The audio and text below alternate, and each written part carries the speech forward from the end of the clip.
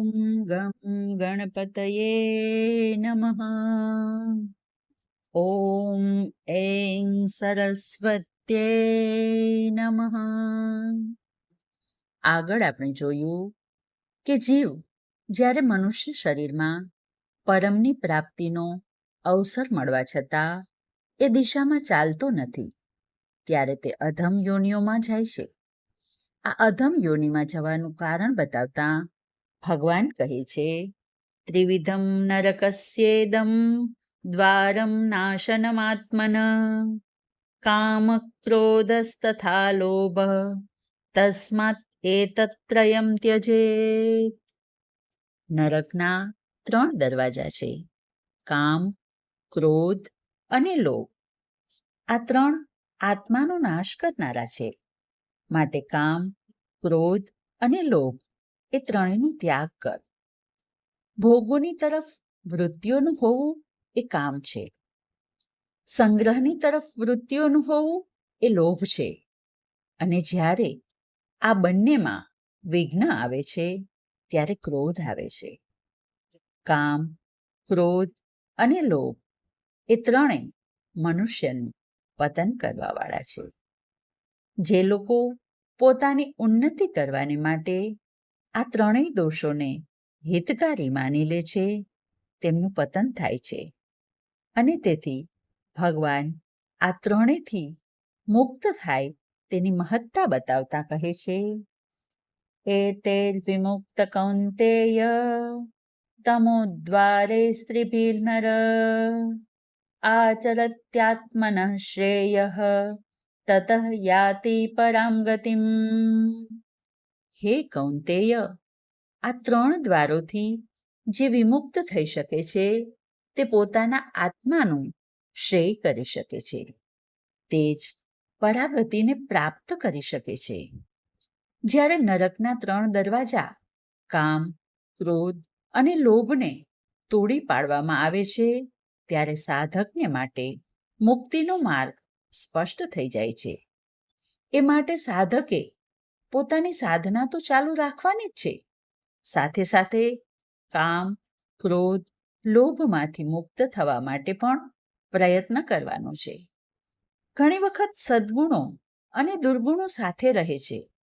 તેથી સદ્ગુણોનું ફળ પૂર્ણ રીતે પ્રાપ્ત થતું નથી અને પરમ ગતિની પ્રાપ્તિમાં અવરોધ ઉત્પન્ન થાય છે.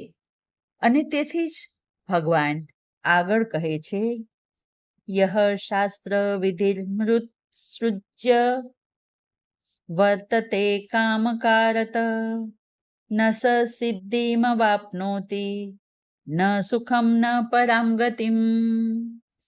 જે લોકો શાસ્ત્ર વિધિનું અતિક્રમણ કરીને પોતાની ઈચ્છા પ્રમાણે મનમાન્યું આચરણ કરે છે, તે નથી સિદ્ધિ મેળવતો કે નથી સુખ પામતો. પછી પરમ ગતિને તો તે પામતો જ નથી.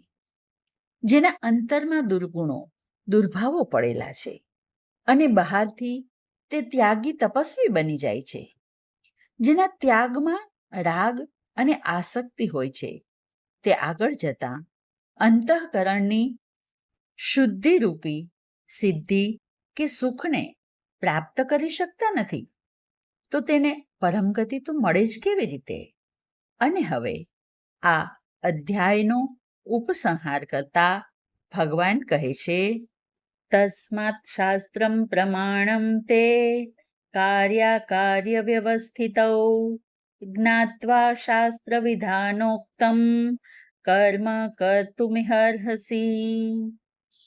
તેથી કાર્ય અકાર્યનો નિર્ણય કરવામાં શાસ્ત્રોનું પ્રમાણ માનવું, શાસ્ત્રોના વિધિમાં શું કહ્યું છે તે જાણીને કર્તવ્ય કર્મ કરવું જોઈએ.